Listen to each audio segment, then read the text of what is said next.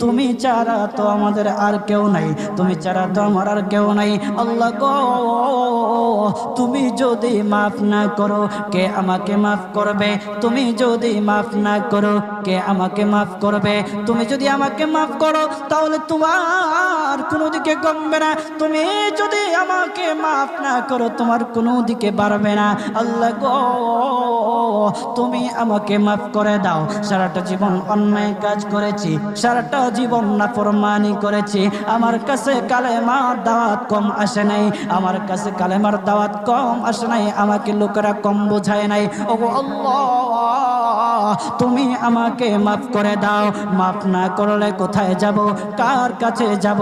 বাবা যখন মারে তখন মার কাছে আশ্রয় নেওয়া যায়, মা যখন প্রহার করে তখন বাবার কাছে